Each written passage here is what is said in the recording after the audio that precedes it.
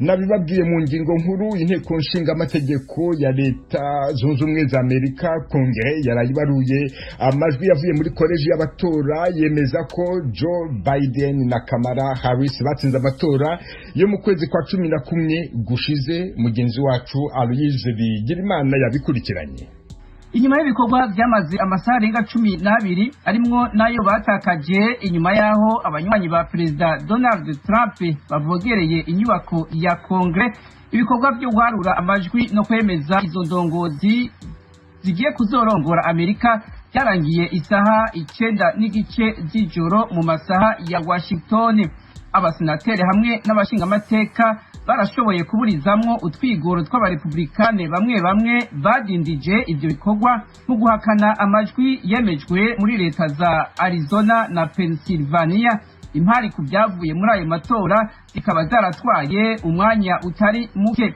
Iri tora ryo kwemeza abo bategetsi ryarangiye Joe Biden atahukanye amajwi 36 ku majwi 232 ya Perezida Donald Trump nk'uko koleje y'abatora yari yarabyemeje. Iri tora rya Kongere riciye rica inzira igana ku rundi rubanza rwo kwimika Joe Biden rutekanijwe ku itariki 20 z'uku kwezi kwa mbere, ahazoba ihanahana ry'ubutegetsi hagati ya Perezida yatsinzwe Donald Trump hamwe n'uzomukorera mu ngata Biden. Ibikorwa bigitangura byarahungabanijwe n'abanywanyi ba Perezida Donald Trump bateye ingoro ya Kongere i Washington, binjira aho abashingamateka n'abasenateri bari bakoraniye, baramenagura imiryango n'ibiyo, barasanzaza n'intebe. Abantu 4 barahasize ubuzima, umwe yishwe arashwe, abandi 3 bafira mu bitaro kubwo amagara make bari bafise. Ibikorwa byo kwemeza Joe Biden byari birongowe n'icegera ca Perezida Mike Pence. Inyuma y'iyemezwa rya Biden, Perezida Donald Trump nawe yaciye ashikiriza ko hazoba ihanahana ry'ubutegetsi mu rutonde rwiza. Mukomeje kumva ijwi ry'Amerika. Aborozi b'inka babiri mu bwoko bw'abanyamurenge bishwe kuri uyu wa gatatu nimugoroba baguye mu gitero cyagabwe ku rwuri bari baragiyemo mu gace ka Bijombo muri teritwari ya Uvira mu ntara ya Kivu y'Epfo. Igitero bivugwa ko cyakozwe n'inyeshyamba z'abamayimayi zifatanije na Red Tabara. Uvira, inkuru ya Vidaste Ngabo. Amakuru ava mu karere ka Bijombo aremeza yuko abo borozi b'inka babiri bishwe ku mugoroba kuri uyu wa gatatu ubwo bagwanyi b'abamayimayi bafatikanyije n'umutwe w'inyeshyamba z'abarundi za Red Tabara babasanzeho bari baragira inka mu mukumba bari kota umuriro batangira kubarasa. Nyuma y'icyo gitero batwara amatungo agizwe n'inka 30. Rohosha Nganji n'umwe mu baturage bo mu Bijombo wavuganye n'ijwi rya Amerika ku murongo wa telefone ari mu Kinyoni, ahamya yuko ari abagwanyi b'abamayimayi na Red Tabara bari bavuye mu gace ka Masango bisha abo borozi. Bari baragiye barahindura mugoroba basanga aduye abateze barabarasa uko nyine bari 3 bagwa aho ngaho, umwe yo bacitse inka ziragenda inka 30 batewe na mayimayi zifateganije n'abarundi bari abagisiga bare gitabara bica Oseya umurevera pasiteri wa Methodist n'umwarimu Oseya wa Methodist umusinga batwara inka 30. Twagerageje kuvugisha inyeshyamba z'abamayimayi na Red Tabara zivugwa muri ibi bitero ariko ntibyadushobokera. Amakuru ijwi rya Amerika ryashoboye kumenya aturutse mu baturage batuye mu gace ka Masango yemeza yuko izo nyeshyamba zaje zikurikira inka abasore b'abanyamurenge baherutse kunyaga abaturage b'abapfurero mu cyumweru gishize. Bizuru Nzibonera Panweri ni vice president muri komite ishinzwe kugarura amahoro mu misozi miremire ya Fizi, Uvira na Mwenga. Aragaruka kuri ibi bibazo by'umutekano muke ukomeje kugaragara mu Bijombo. Abasore sabavyendi babajera, hari abasore bari suggestion abanyepolitiki ugasanga simvuga ngo ni runaka, ariko ikibazo kimwe tugishinga abanyepolitike kuko iyo twebwe abashinze amahoro turiko dukora amasensibilisation ubwo nyine muri ico cyumweru hakurikiza intambara. Ibyo ndetse twagiye tugenzura iyo abakunza amahoro bahagurutse nibwo abayanga nabo bahaguruka kurusha. Ico ni kimwe, ugasanga rero nibo bamanipira, nibo bakoresha ziriya nsoresore zigakora amabi, umuriro ukaka kuko uwo muriyo waswe mu nyungu zabo. Ico ni kimwe. Hakaba ni Maria magurupe abitwaje ibirwanisho b'amahanga groupe za armées étrangères abo nabiyo muhaguru abashinzwe amahoro bahagurutse gukora usanga nabo badashaka ko bambika ubusa bagahagurukira gukora ibibi basa umuriro bakabikora rwihishwa ugasanga byakije umuriro bamwe babyitira ngo ni ubwoko bunyanaka bubikoze niba hapfuye abapfurera ugasanga biyiti bavuze ngo n'abanyamurenge babikoze hapfa abanyamurenge ati n'abapfurera babikoze akenshi byakozwe rwihishwa nari amabandi y'amahanga cyangwa se amabandi ahari akoreshwa n'abanyepolitike bakeneye ko umuriro ukomeza kwaka bwije mu nyungu zabo. Ikindi usanga akarere ni kanini, akarere k'iyi misozi ya Haut Plateau twita ngo ni Haut Plateau, na akarere kanini tigakuriye mu ingabo za leta ni nkeya paraporo na karere. Urebye ugende ushobora kugenda ibirometri 150 utabona abasirikari ba leta. Aho rero ico ako karere kaba karimwo abitwaje ibirwanisho, insoresore z'abapfurero, insoresore z'abanyamurenge, z'ababembe, nibo badominya aho ngaho. Donc ico twita ngo absence ya autorité de l'État ku turere twinshi nabyo nico cyagiye kibitera, ugasanga buri muntu burakarere buragatsiko kiremeye akareta kako. Nibuse yuko mu cyumweru gishize abagore 5 n'umusore umwe nabo bishwe mu gace ka Bijombo barashwe n'abantu bakeka kuba bagwanye b'imitwe nyeshamba za Gumino na Twigwaneho. Obedase Ngabo kubwaragijwe rya Amerika ubira ayo mu karere k'ibiyaga bigari bya Afrika. Tuhereye mu Burundi aho kuri wa gatatu Igitega mu Burundi banki y'urubyiruko yatangiye ku mugaragaro gufungura amakonte y'urubyiruko n'abandi bose babyifuza. Banki yatangaje kandi ko yiteguye guhita yakira abakeneye gusaba imyenda. Ni inkuru yaradijwe rya Amerika ifatanyije n'abanywanyi bayo mu Burundi, twayisomewe na mugenzi wacu Desire Hatungimana i Kigali mu Rwanda.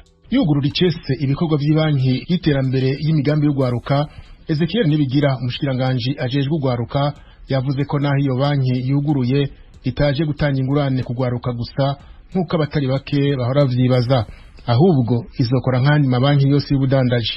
Yaciye hamagarira ugwaruka gutunganya amadosiye yo gusaba ingurane. Iyi banki igitangura hariho abari bazi uko ari ibanki izotanga gusa ingurane, mugabo ubu twagomba tumenyeshe abarundi bose ko ari ibanki ijejwe ubudandaji nk'ayandi mabanki yose. Guhera uyu munsi abantu barashobora kuza kugurura amakonte yabo, abagomba no gusaba ingurane guhera uyu munsi barashobora kuzana amadosiye yabo muri iyi banki. Urwaruka rwari rumaze iminsi rubaza ingene bizogenda canke igihe ico gikorwa kizotangurira. Ubu rero ntibaze basubire kutubaza. Sixte Niyuhire umuyobozi mukuru w'iyo banki ifise icicaro gikuru mu gisagara ca Gitega hagati mu Burundi avuga ko karusho kuri iyo banki aruka inyungu izoba nto yugereranije n'ayandi mabanki y'ubudandaji, ariko ntiyashimye kuvuga uko iyo nyungu ingana. Ikindi naco kizoba nk'akarusho nk'uko uwo muyobozi mukuru abandanya bivuga nuko leta izoshobora kwishingira ugwaruka kwishize hamwe mu makoperative bagahabwa ingurane atangwati batanze. Ni banke ije kugira ngo yakire amafaranga y'ugwaruka kandi yongere itange ingurane kugwaruka rudafise n'ingwati zisabwa ahanini n'izindi banki. Akora akarusho ka mbere iyi banke isonje izindi banki. Ikindi naco ni banke ishaka kwegera gose abenegihugu kugira ngo ibafashe mu bikorwa byabo by'iterambere kugira ngo igihugu cacu gishobore kuzamuka. Tugerageza dukorane n'abandi dujejwe gukorana kugira ngo turabe yuko n'ivyerekeye bita mu Gifaransa taux d'intérêt, inyungu dusaba kugira ngo ibe iri ntoyi ugereranije nuko ahandi zitangwa. Kugwaruka gogo ni inyungu ntoyi cyane ugereranije n'ahandi. Ugwaruka ruva mu ntara zitandukanye rwari rwazindutse ruza kuguruza amakonti kugira ngo nago mu minsi iri imbere rushobore gusaba ingurane zo kwiteza imbere. uwo musore yaje avuye muri komine Bweru intara ya Ruyigi mu buseruko bw'u Burundi.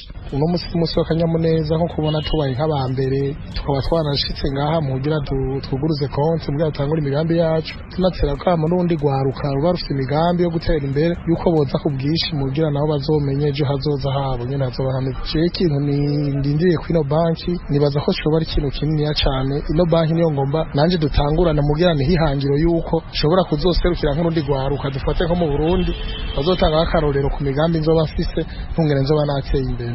Je akarusho nzoba ngiye kuronka mugenzi nzoba nuguruje konti muri banki uko nzoza n'imigambi yanje hama asaba nk'akadeni mu kugira ashobore kwiyungunganya mu kugira ntera imbere mu byo ndakora ashobora kuronka ukuntu akora.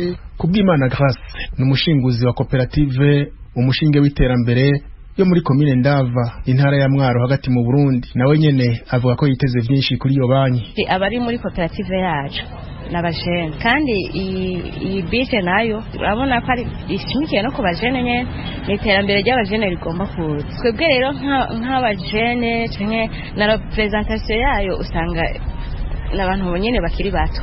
Rero twebwe twavuze tuti ntitwotangwa nitwe twanashitse ubwa mbere ngaha mbere nitwe bahereyeko kugira ngo ntidutangwe n'icyo terambere yego kuko niryo shimikiro ryacu. Twahora tubura uburyo bikatugora dushaka gukora umugambi tukiyumvira ico twokora tukaraba iyo dukura uburyo tukabura. Mugabo rero iyi bije yaje twazindutse hakiri kare kugira ngo twiyandikishe twiguruze iyi konti hama tugaragaze ubushake dufite. Uwo mwigeme avuga ko bari batinye kwitura ayandi mabanki y'ubudandaji akavuga ko basaba amananiza mu gutanga ingurane. Ikindi uwo mwigeme abandanya asaba abashinzwe iyo banki n'abayirongoye nuko ivyo bemereye ugwaruka kuva iciyumviro c'iyo banki kivuka vyojana n'ingiro. Twaratinya kuja mu yandi mabanki kuko twiyumvira kuguruza vyonyene biragoye, ariko ngaha aye kuguruza ni kubuntu. Kuguruje ku buntu tugaje twumva n'inyungu ni batugurana zizobantu bizotworohera ku migambi yacu ko wasanga tutokora n'imigambi miremire kubera uburyo ari buke. Rero twebwe twiteze ikintu gikomeye cyane muri no bank.